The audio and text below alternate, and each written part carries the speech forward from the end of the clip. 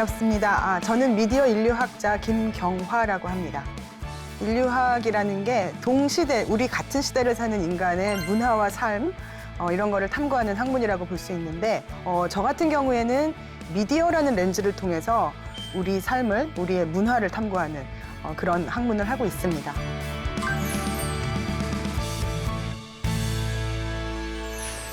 인터넷이 일상이 된 우리 삶에 대한 이야기를 좀 하고 싶습니다. 인터넷이라는 미디어가 우리의 일상에 어떤 영향을 미치고 있는가, 그거를 잘 알고 성찰하는 것이 저는 중요하다고 생각하고요. 그런 것이야말로 디지털 시대를 살기 위한 리터러시라고도 생각합니다.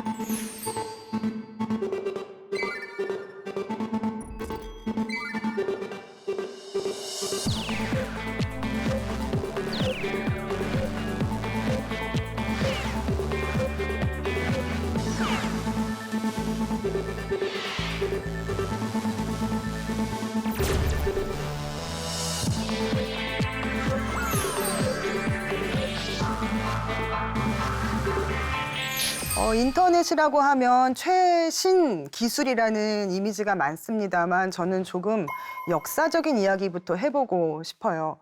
시대는 1960년대로 들어가는데 무대는 미국입니다. 1967년에 미국 국방성에서 아주 야심찬 실험을 해보겠다 이런 계획을 발표하는데 컴퓨터와 컴퓨터를 통신 케이블로 연결해서 네트워크를 구축하겠다 이런 계획이었는데 사실 이 계획이 지금 들으면 하나도 이상할 게 없는 계획이지만 그때는 이게 심상치 않은 프로젝트였죠. 왜냐하면 그때는 개인용 컴퓨터가 없던 시대였어요. 컴퓨터라고 하면 메인프레임이라는 이름을 가진 아주 거대한 기계를 뜻했습니다. 이게 바로 메인프레임인데요. 굉장히 크죠. 지금도 컴퓨터 회사로 잘 알려진 IBM에서 주문 생산하는 그런 초대형 기계였는데 아주 비싼 기계였습니다. 당연하게도 큰 회사나 아주 큰 연구기관이 아니면 한 대 장만할 수도 없는 이 큰 기계를 가지고 몇 대를 연결하겠다는 계획이니까 미국 국방성 정도 되는 자금력도 있고 추진력도 있는 그런 조직이 아니면 사실 꿈도 꿀 수 없는 야심찬 계획이었습니다. 그런데 좀 이상하지 않으세요?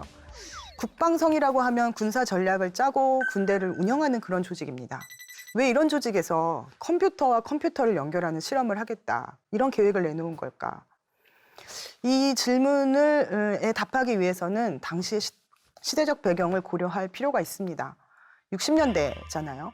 자본주의를 대표하는 미국과 공산주의를 대표하는 소련이 팽팽하게 대립했던 소위 냉전 시대입니다.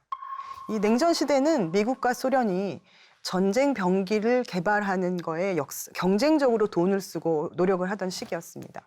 사실 역설적으로 이 시기에 인류의 과학기술도 굉장히 빨리 발전했습니다. 예를 들어서 1957년 소련에서 인류 최초의 인공위성 스푸트니크 1호를 성공적으로 발사를 하죠. 사실 이때쯤에는 미국의 과학기술이 조금 소련에 뒤진 듯이 보이는 시점이기도 했습니다.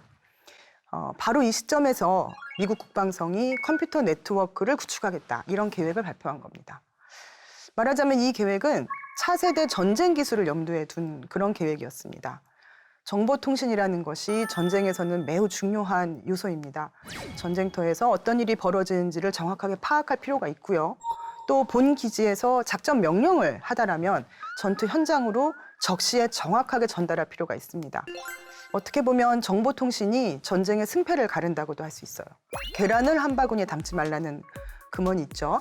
계란을 여러 바구니에 나누어서 담으면 바구니 하나를 땅에 떨어뜨렸을 때에도 다른 바구니에 담겨진 계란은 무사한다는 것입니다. 미국 국방성의 이 정보통신 관련 실험이 바로 이 아이디어에서 비롯된 것이었습니다. 정보를 하나로 운반하는 것이 아니라 조각조각 나누어서 운반을 한다는 계획이에요. 조금 더 방법론을 말씀드리자면 정보를 작은 꾸러미, 전문 용어로 패킷이라고 부르는데 이 패킷으로 조각을 내어서 통신망에 흘려보내는 겁니다. 그러면 통신망 여기저기 정보의 조각들이 돌아다니고 있는 상황이 만들어지겠죠. 정보가 필요한 사람, 정보를 받을 때에는 이렇게 통신망에 흩어져서 돌아다니고 있는 정보의 조각을 하나하나 모아서 온전한 정보로 재구성해서 참조를 하는 겁니다. 이렇게 정보를 분산시키면 정보의 조각을 취합하는 번거로움은 있어요. 하지만 정보 전달에 아예 실패할 가능성은 굉장히 줄어들게 되는 거죠. 예를 들어서 전쟁이 났다고 하고 이때 어떤 폭격 때문에 통신 회로의 일부가 파괴되었다고 하면 통신망 곳곳에 흩어져 있는 정보의 조각을 언제든 다시 모을 수 있으니까 정보를 송두리째 잃는 일은 생기지 않는 거죠. 바로 이것이 인터넷 통신의 근간 원리라고 할 수 있는 분산형 통신 모델입니다. 그런데 그 시대의 전문가들은 이 계획에 대해서 사실 굉장히 부정적인 의견을 표명했다고 합니다. 정보통신 분야에서 세계에서 가장 앞선 기술을 갖고 있는 회사 중에 하나가 미국의 AT&T라는 통신기업입니다. AT&T에 따르면 이 계획은 통신망에 대한 기초 지식조차 없는 발상이라는 것이었죠. 굉장한 혹평이었습니다. 결국 AT&T를 비롯한 미국의 통신기업들은 국방성의 이 실험에는 협조하지 않겠다는 의사를 밝힙니다. 하지만 통신기업과는 달리 대학이나 연구소에서는 굉장히 흥미를 보였어요. 1960년대 후반 캘리포니아 주립대학, 스탠퍼드 대학 등 미국에 흩어져 있는 4개의 연구 조직이 각각 가지고 있던 메인프레임을 통신망으로 연결하는 실험을 수행합니다. 그리고 그 실험이 성공적으로 이루어지죠. 이 네트워크에 대해서는 1969년에 아르파넷이라는 이름이 붙습니다. 왜 아르파넷이냐 하면 미국 국방성 고등연구계획국을 영어로 아르파라고 쓰는데요. 그 아르파에서 주도하는 네트워크라는 의미에서 아르파넷이라는 이름이 붙은 것이죠. 그런데 이렇게 컴퓨터 네트워크가 일단 시작되고 가동이 되니까 의외로 순조롭게 덩치가 커져갑니다. 1970년대 후반이 되면 이미 아르파넷은 거대한 컴퓨터 네트워크로 성장해 있었습니다. 그런데 이 아르파넷에서 정말 흥미로운 일이 생긴 거는 그때부터였어요. 이게 원래는 전쟁에 대비한 통신 모델을 실험해보겠다는 의도가 있었던 것인데 사실은 그 네트워크에서 전혀 다른 종류의 활동이 싹트고 또 활발하게 이루어지기 시작했던 것입니다. 초기 아르파넷에 접속했던 사람들의 대부분은 컴퓨터 공학을 전공한 연구자들이나 엔지니어들이었어요. 그도 그럴 것이 컴퓨터 공학을 하지 않으면 메인프레임은 조작조차 할 수 없으니까요. 그런데 그들이 이 아르파넷에서 친구가 되고 또 활발하게 친목을 쌓기 시작한 것입니다.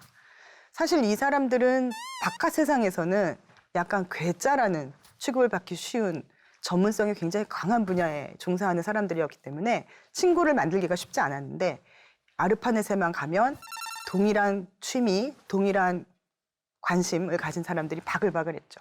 1973년 조사 결과에 따르면 아르파넷 전체 트래픽의 4분의 3이 엔지니어들의 사적인 메시지 교환이었다고 합니다. 그리고 이렇게 의견을 나누다 보면은 아이디어가 튀어나오기도 해요. 그런데 더 재밌었던 것은 이들은 엔지니어이기 때문에 튀어나오는 아이디어를 실제로 구현할 수 있는 기술도 있었던 것입니다. 예를 들어서 편하게 교류를 하기 위해서 누가 이런 제안을 합니다.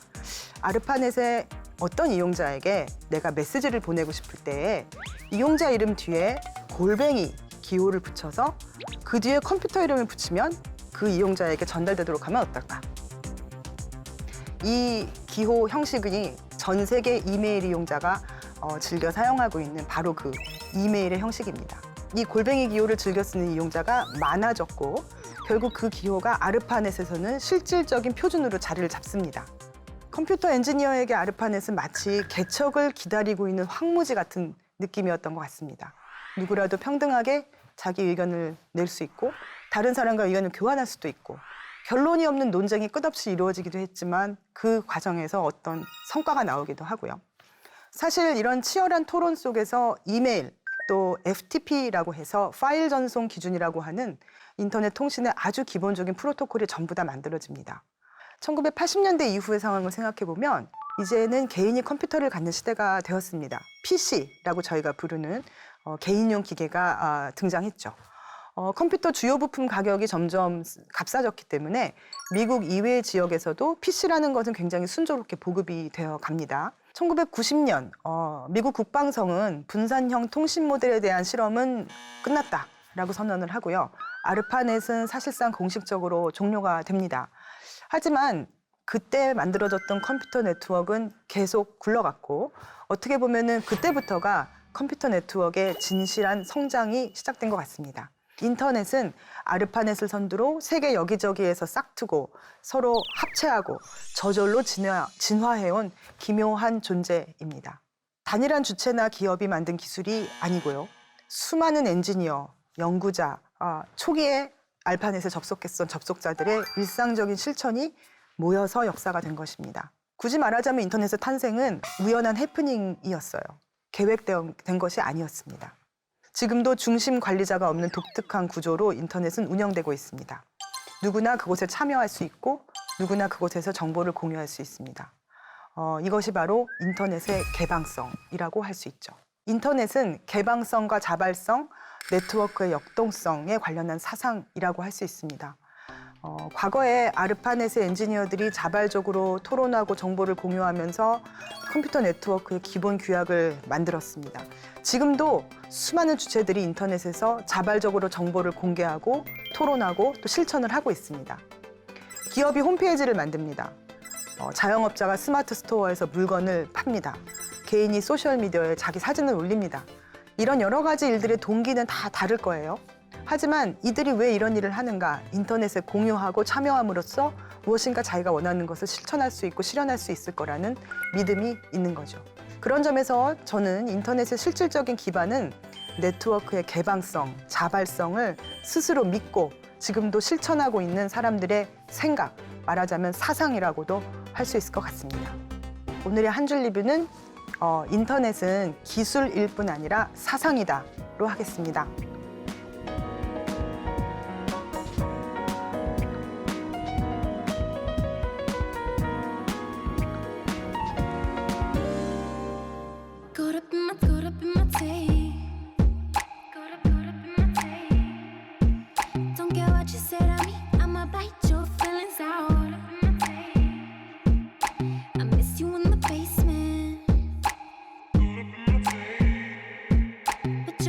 What's the